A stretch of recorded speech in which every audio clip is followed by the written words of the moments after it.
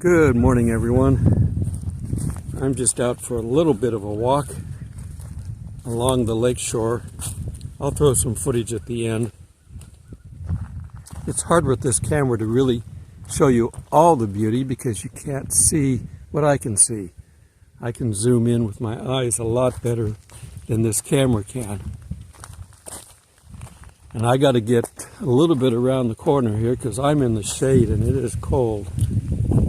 This is a definite cold north wind blowing through here. The storm didn't leave us any snow, but it left us the cold. I am walking right now on the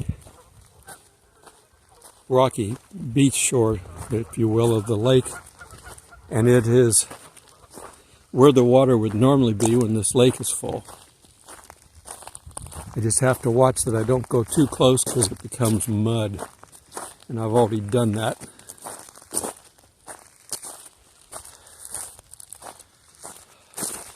I'm getting about as close as these birds are going to let me, but I can't go any further, not without a boat or waders. So I think I'll stop here.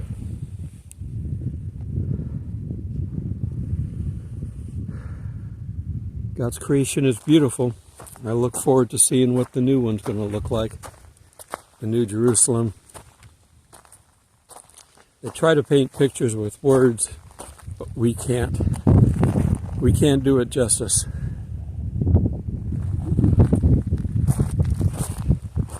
I've got the shadows on my face. Can't really do much about that because if I walk out of that, I'll have the sun on my face. All right. I'm chatting while I'm walking. I might go sit down. I kind of just want to talk about the rapture. Everybody's looking for it. Some people are trying to predict it. You get the infamous Matthew statement that no one knows the day or the hour. Of course, that has nothing to do with the rapture. That is only to do with the second coming, or the day of the Lord. I think I will try to sit down so I don't have the sun in my face. Let me try to, I'm going to go ahead and reposition this and then I'll have a better shot for you. So let me sit down. Well, my face is either in a shadow where you can't see me or I have the sun on it, so don't have a choice.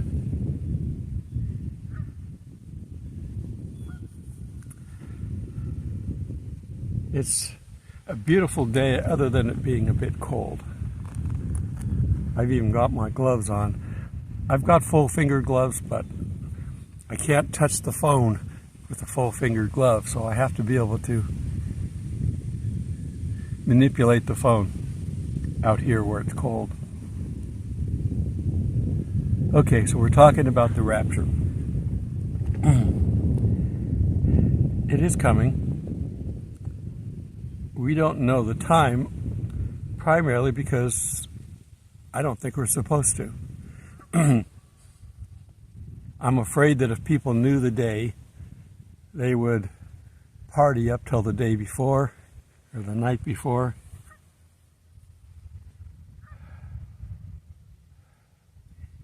It is a golden ticket. We have the golden ticket, we just don't know the day. If you're a Christian, you have the golden ticket. That should be a happy enough time as it is. Not knowing the day,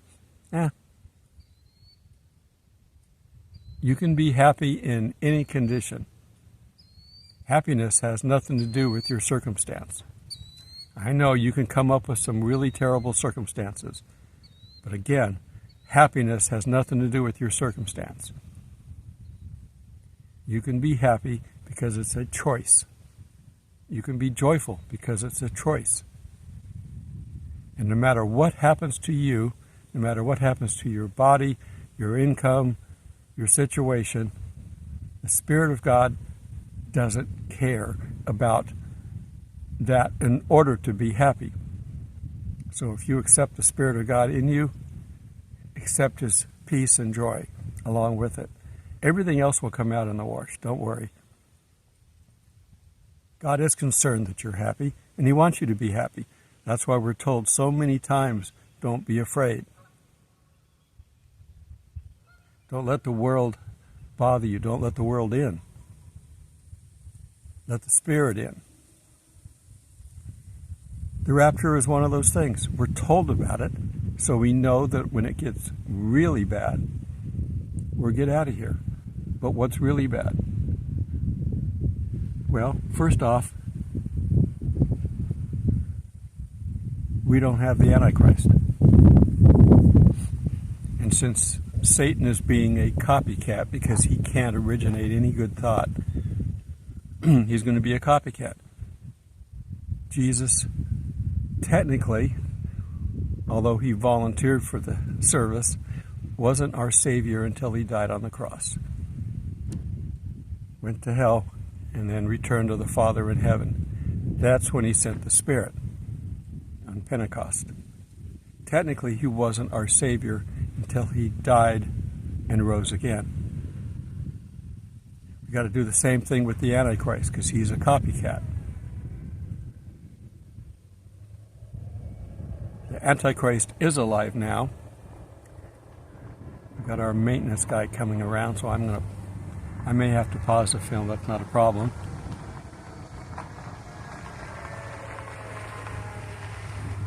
He's checking the...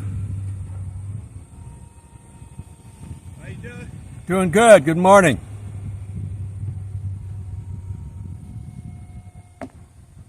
Okay, I'm back. I like to stop and talk to people when I can. You never know who you're going to get a chance to witness to, so you just talk, you stay friendly. Like I said in my last video, you got to just keep the smiles going and make sure that everybody is not afraid of you. So, anyhow, we know we have the rapture coming. We've got a couple of people that are still trying to predict the time. Don't get mad at them. They're doing homework, something that you're not doing. You're using that one verse, you're not going to know the day or the hour, which doesn't have anything to do with the rapture, to criticize them. Be careful. We don't know the time of the rapture because we haven't figured it out. We don't know when it is. But it doesn't mean that we couldn't figure it out somehow. So, I like to watch Barry Ah. He keeps coming up with his timelines, and he's done a lot of work. That colored board that he's got shows how everything is throughout history is aligned. That's a pretty good bit of work that he's got there. And if you want to know how to mark up your Bible, look at his. So until you do that much work, don't criticize somebody for coming to the wrong conclusion when you don't have any real information to tell them that they're wrong. Okay? We don't know, but we're told to be ready, and that's all we need to know. And the other one that I like is Brenda Weltner. I think she's got a pretty good argument for the timeline that she's got. We do know when the end happens, but we don't know when the beginning happens. So if you try to back your way into it by coming back so many days, you're okay. Not sure I'm 100% agreeing on all of her timeline stuff, but I would have to study it as much as she had to be able to say one way or the other. So I'll give her the benefit of the doubt for the time being. We can see by just looking around. I'm not looking at the beauty around me. That shows how clever and creative God is. Look at the world, and you see how clever and creative Satan is. Don't give him the benefit of the doubt. Look at what he's doing. He is a very smart being.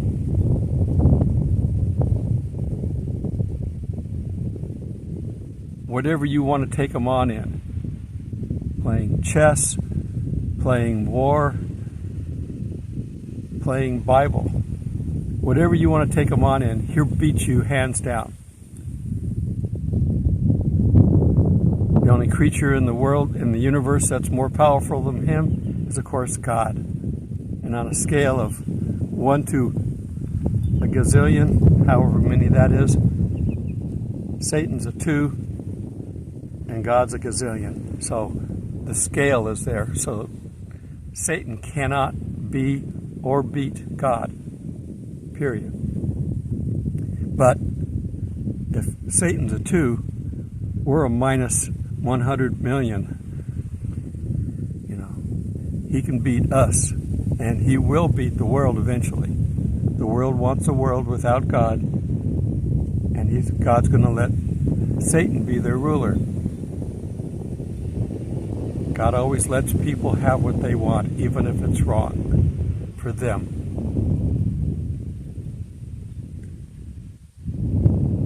So the world's continuing to spiral down with a familiar sound of a flushing sound. The world's continuing to spiral down. But there's still water in the bowl. It hasn't gotten out of the way yet. So just keep waiting. They're saying, well, if it doesn't happen this year, it'll happen next. Well, no duh. Doesn't take much to figure that to be true. It will happen. It will happen in God's time. And God's time is never our time. Jesus said they're going to tear down the temple, not a stone will be standing. That was roughly 40 years into the future. He said it like it was going to be tomorrow. God's timing is God's timing, not ours. We're in the church age. That lasted for 2,000 years, roughly. All the calculations say that we should be getting out of here soon. These are our calculations, not God's. So don't worry. He's left us everything that we need. We'll be taken care of. We've got a warning given to the earthly angels not to touch us. We have our own mark from God. And the 144,000 will have their mark. And even if our lives are taken, and he's promising us not to worry about that kind of stuff because he's taking care of it. But for the 2 witnesses, they will be killed. Apparently, 3.5 days are going to stand right back up again. Ta-da! They might even do a little shuffle there. I have a crazy imagination. And then God's going to take them up in their own private rapture. 144,000 will eventually get the same treatment. He's not going to leave people down here to be targets worldwide. Individually, in certain places, yeah, there's going to be problems. They're killing hundreds, if not thousands, of Christians in Africa. There are places that you don't want to live. They're slowly releasing hostages.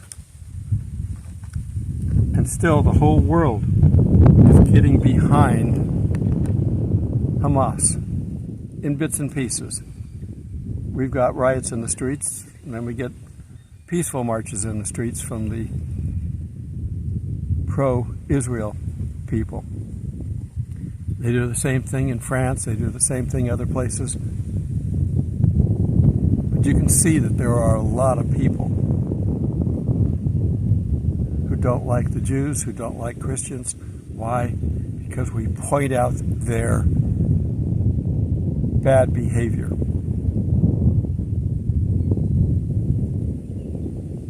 Now we're all sinners, and the world is full of sinners. Some of us have taken the magic pill, if you will. accepted Jesus and we're not going to be counted as sinners, but yet we still are.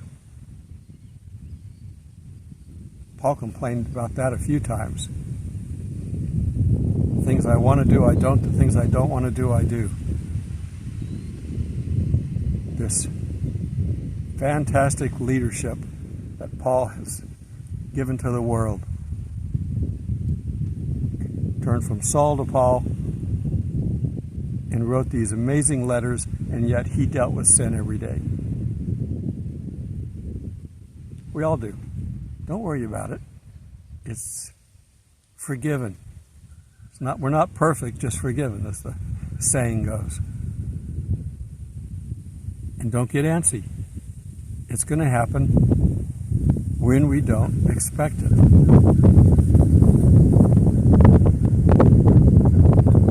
Every day we're getting closer. But if we're still here, there are people in dire need. I can't stress that enough. Dire need of someone telling them about Jesus. They're looking. They're searching. They've tried everything. They're doing things that they shouldn't do, but they're looking. They might even be so desperate that they would join a cult because they at least pretend to be doing it right.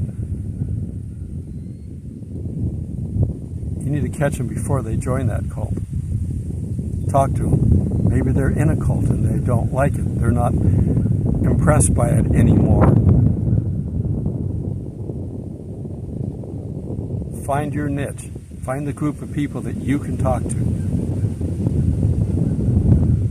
And you'd better have a smile on your face when you're talking to them, because if you've got the Spirit of God in you, you have to be happy with your situation, regardless of what is going on. I get to see this beauty every day. Sometimes there's rain, though. Right now, there's a cold wind blowing. I can tell the seasons are changing. Up until now, it's kind of been iffy. This is a cold wind. This is a winter wind. We're changing seasons. Maybe that matches up with God's timeline. So be ready. But do some work while you're waiting. The hardest thing you can do is just sit and wait. The watch pot never boils. All these sayings that we have that we've brought down through the centuries, well, there's sayings that have to do with the Bible that are wrong. There's interpretations that are wrong. A lot of the Revelation stuff is wrong that's been coming around for 100 or 300 or 400 or 500 years. They didn't really pay attention to it because it was really in the future so far that they didn't have to think about it. It's no longer in the future so far. We do have to think about it. We need to know about it so that we're not afraid when we see all these things happening.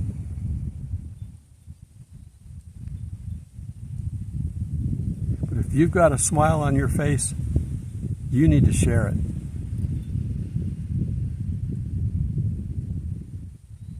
That's almost a mandate. If you've got the love of God in you, you definitely need to share it. And a godly love, not an earthly love, a godly love. A godly love that will put up, will deal with anything, anyone, it doesn't matter. If you don't like somebody, love them.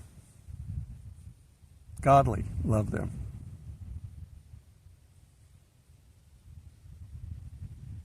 And you may actually find someone that you have things in common with. If people are grumpy, it's because they're looking at it from their own point of view without God. Or if they're grumpy and they're Christians, it's because they've had a bad time with other Christians. Show them we're not all crazy. You know, those crazy Jesus freaks. Well, if it's a freak to be a person that smiles a lot, then I'm a freak, I guess. Oh, I have my times. But as soon as I do, I realize, oops, sorry God, I didn't realize where I was at. Please take this from me and help me to smile again. And he's happy to do that. I haven't given you any Bible study today. I'm just telling you about how things are. You can look around and see how things are. There's a war going on. Right now there's a moment of peace, and the world is wanting them to stop. And they haven't eliminated the terrorists yet. In fact, the terrorists came out and escorted their hostages. In your face, escorting the hostages. They're ready to start back killing Jews as soon as they get to go. And they may be the one to break the truce. But they're being told by other Muslim countries, you'd better try to soften this a little bit. They're not going to get away with, whitewashing October 7th, but if they start showing a pretend side, Satan's full of lies. They can at least lie about being good, which is what they're doing. But it's not over. And the United States is more involved than I thought we would be. We just got one of the ships back that the Houthis stole. And then the Houthis launched some missiles at one of our ships, and we took care of them. So they got mad, and they started threatening the countries around them. That won't go very far. They're not as equipped. The countries to really watch is Lebanon and Syria, especially Syria, since it's got Russia with bases up there. Are we going to see all of it? I don't know. But look around. Take your best guess at who you think the Antichrist is. He's alive and well today, but he's not the Antichrist. Until he dies and rises. Then he's the Antichrist. He's got to copy Jesus. All right. Be happy this time of year. This is the best time of year because you can talk to just about anybody about God, about Jesus. We're going to be celebrating his celebrated birthday. His actual birthday is not the 25th. And yes, they're celebrating it on or in a season of what would have been a pagan holiday. They weren't Christians and go, when could we possibly celebrate Jesus' birth? Let's pick the worst holiday ever. Well, they didn't pick the 9th of Av, so now they're going to pick the holiday during the equinox and against the pagans that were out there. The reason they celebrate it is because they lived through it to celebrate it. They picked a day the rest of the world was celebrating, and then they could celebrate, and it didn't seem out of place. That's the reason they did it. They didn't want to celebrate a pagan holiday. All you people who keep saying, well, look, it's a pagan religion. There isn't a day on this earth that something pagan hasn't happened. Because Satan tries to mess with everything. We don't know exactly when he was born, but we know it wasn't. In this season, the shepherds had to be up on the hillside. They wouldn't be up on the hillside in winter. It gets cold there. It's colder there than it is here right now during that time of year because that's still a ways away. And Israel does get snow. There's a ski resort in the northern mountains. All right. The world is full of liars because they're full of followers of Satan. And they're a follower of Satan simply because they're not a follower of God. A follower of Jesus. Jesus says, you're either for me or against me. You can't sit on the fence. As one of the Revelation letters say, you make me sick if you sit on the fence. Can't decide. You've decided by not deciding. And you're going to find that the not deciding people are going to be very upset when they find out where they're going.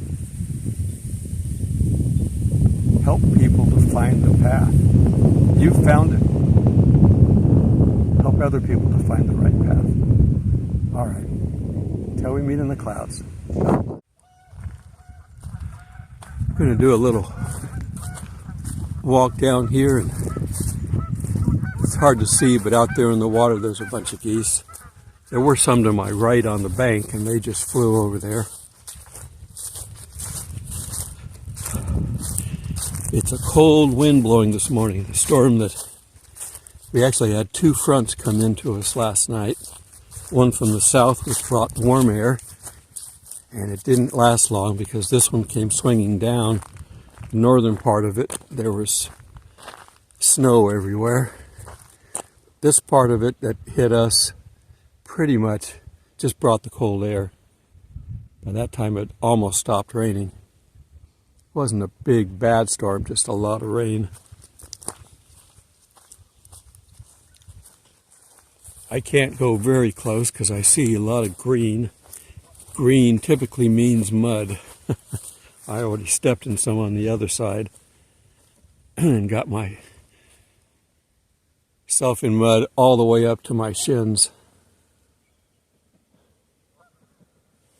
I don't know, can I zoom in a little bit? There they are. Now what you can't really see, but I can see from this point, is that they are actually standing. They're not floating, they're standing. Some of them are swimming, but a lot of them are standing. That's how shallow the water is.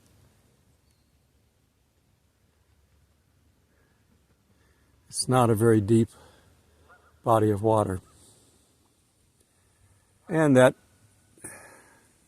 clump of trees right there in the middle, that's an island normally. All the green that you see is normally underwater, all the way around to here.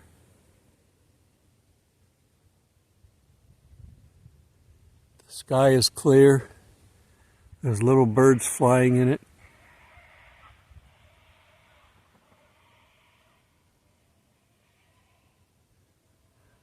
That squawking is a crane. I didn't know they land in trees, but he did. White birds. I don't know what they are, but